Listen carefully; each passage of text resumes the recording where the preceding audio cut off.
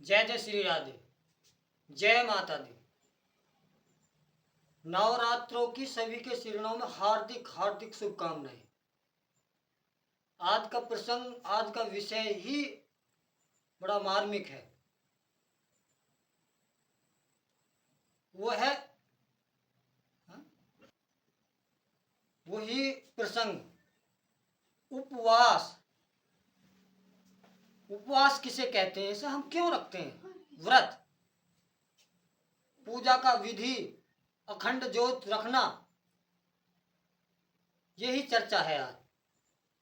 पहले तो समझते हैं कि उपवास क्या है। उप जमा आवास, आवास यानी कि रहने का स्थान। कौन सा रहने का स्थान? आत्मा के साथ, आत्मा के पास रमणीक होना।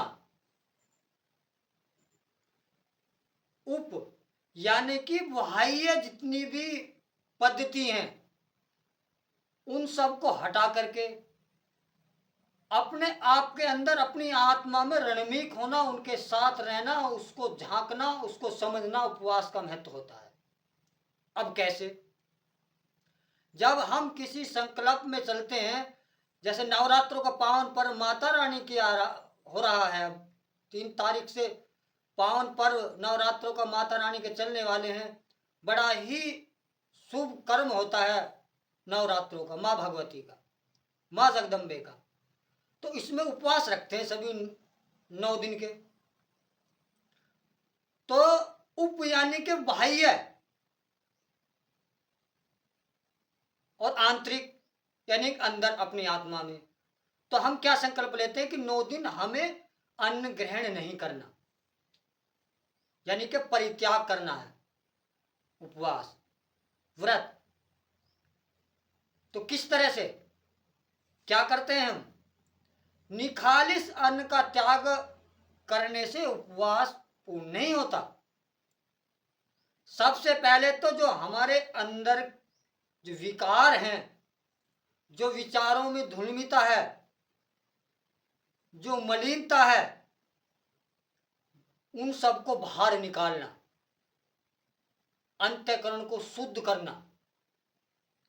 और जितना भी हम अन्न, खाद्य पदार्थ या पेय पदार्थ हम ग्रहण करते हैं शरीर में और उसे छोड़ देते हैं इतने समय के लिए, तो उस अन्न को हमें किसी भी जीव प्राणी के लिए बरताया जाता है, दिया जाता है, समर्पण किया जाता है। तो उपवास कहलाता है। जैसे हमने दिन में, पूरे दिन हमें 5 रोटी राम खाने हैं, तो हमारा धर्म कर्तव्य बनता है 5 रोटी राम को या तो किसी कुत्ते जीव को, गाय जीव को, पक्षी जीव को, चींटी जीव को उसे दान के रूप में त्याग करके उसे खिला दे। उपवास कहलाता है। काम, क्रोध, लोभ, मद, मोह, इन्हें नियंत्रण में रखें, उपवास कहलाता है। लेकिन हम करते क्या हैं? हम वैसे तो व्रत रह रहे हैं, रख रहे हैं माता रानी का, किसी भी देव का, और क्रोध ज्यादा कर रहे हैं, दूसरे से ईर्ष्या कर रहे हैं, दूसरे को दुख देने की पद्धति हमने छोड़ी नहीं। तो क्या वास्तव में वो उपवास पूर्ण होगा? शायद कदापि नहीं। धीरे धीरे फिर हम क्या कहते हैं, जिस देव को हमने उपासना करी, उपवास रखा, कि हमने तो आपका इतनी सेवा करी, उपवास करो, हमें तो कोई लाभ प्राप्ति नहीं हुआ। कैसे हो सकता है? नहीं हो सकता। तो पहले उपवास को जानिए, अपनी आत्मा का रणवीक कीजिए, अपने जो बाह्य करण हैं, जितने भी अन्न ग्रहण करते हैं उसका परित्याग करके किसी जीवों को दान दीजिए, समर्पण कीजिए। उसकी आत्मा को संतुष्टि मिलेगी और वो हमें वापसी में हमें पुण्य का वरदान प्राप्त होगा। उपवास फलित होगा, अन्यथा कैसे हो सकता है? इसके साथ साथ हम माता रानी के जैसे नवरात्र आ रहे हैं, अखंड ज्योत जलाते हैं। अब क्या करते हैं हम अखंड ज्योत में?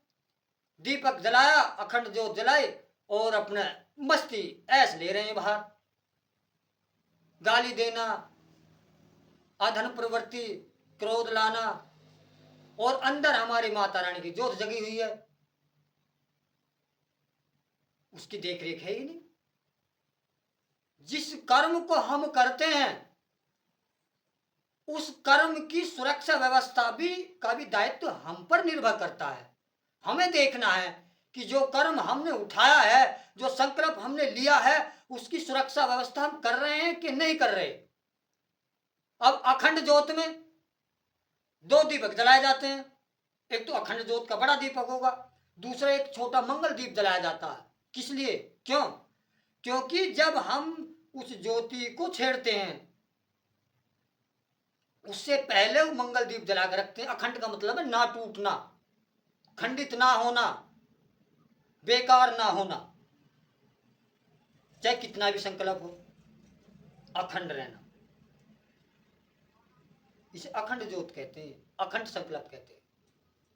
अब हम करते क्या है, मंगल दीप भी नहीं जलाया और चिमटी से हाथ से जो हमने दीपक छेड़ा तो बुझ भी सकता है, जो बुझ गया तो अखंड ज्योत कहाँ रहेगी, त्रुटि हुई ना। कोई जीव भी जल सकता है उसमें ज्योत में, कोई चूहा भी उसे ले जा सकता है उस ज्योत को, कोई बुल्ली भी उस पर प्रहार कर सकती है, तो फिर अखंड कहां से रहेगी। इन सब चीजों का, इन बातों का हमें विशेष ध्यान करना पड़ता है। नित्य जहां हम जिस देव की, माता रानी की, मां भगवती का अखंड ज्योत जला रहे हैं, पहले तो वो पवित्र स्थान किया जाता है। उस कमरे में, उस स्थान में अपवित्रता नहीं आनी चाहिए। विचारों की शुद्धता से गंगा जल छिड़क करके, धूप दीप तुलसी से उसे शुद्ध किया जाता है। और उसी स्थान पे हमारा निवास भी होना चाहिए जहां हमने माता रानी की अखंड ज्योत जलाई है। ये कोशिश करें कि अधिक से अधिक समय हम उस अखंड ज्योत के पास बैठकर, लेटकर, सोकर भजन का, ध्यान का कर्म करें। अखंड ज्योत जलाइए और उसे छेड़ने से पहले एक छोटा मंगल दीप जलाइए, और जब वो हम उसे छेड़ते हैं, ज्योत को ऊपर करते हैं, या उसमें एक मल आ जाता है ज्योति के ऊपर, उसे हटाते हैं, तो उसे हटाने के बाद में फिर उस मंगल दीप को पुनः उस ज्योत में लगाया जाता है। अखंड ज्योत जलती रहती है। अखंड ज्योत का भोग भी होता है जो सुबह और शाम दोनों लगता है जल के साथ। इन सब बातों का हमें विशेष ही ध्यान रखना चाहिए। सुबह शाम और मध्यवान की संध्या होती है, माता रानी की आरती पूजा होती है, और हम क्या करते हैं कि जो जला दी माता रानी तेरे लिए, और बाहर जो है मस्ती में घूम रहे हैं, अभद्रता कर रहे हैं। अंदर कोई भी उसे खंडित कर दे ज्योत को, कोई भी इसके साथ दुर्व्यवहार कर दे, वहीं जो है अपवित्रता होती है। तो ये अखंड ज्योत उपवास का नियम नहीं है। नियम तो ये है जो आपके श्री चरणों तक पहुंचाया, जहां तक मेरा मानना है। उपवास का मतलब है अपने आप, अपने अंदर में वास करना, और यानी कि बाहर की जितनी भी त्रुटियां हैं उन्हें दूर करना। जो अन्न जल हम ग्रहण करते हैं उन्हें छोड़ते हैं, उनका परित्याग करते हैं, उनको बरताना किसी भी जीव प्राणी को, और अंत में उसका भोग, पूर्ण महाभोग और हवन पूजन करके उसका समापन करना, उसका उसको ही अर्पण करना। ये उपवास का नियम है, अखंड ज्योत के नियम है। इसलिए सभी साधकों से हाथ जोड़कर विनती प्रार्थना है, संयम नियम से धर्म कर्म उपवास का कर्म करें, तभी हमें पूर्णतः लाभ होगा, अन्यथा नहीं हो सकता। जय माता दी। जय जय मेरी सचिया जोता वाली माता तेरी सदा ही जय हो।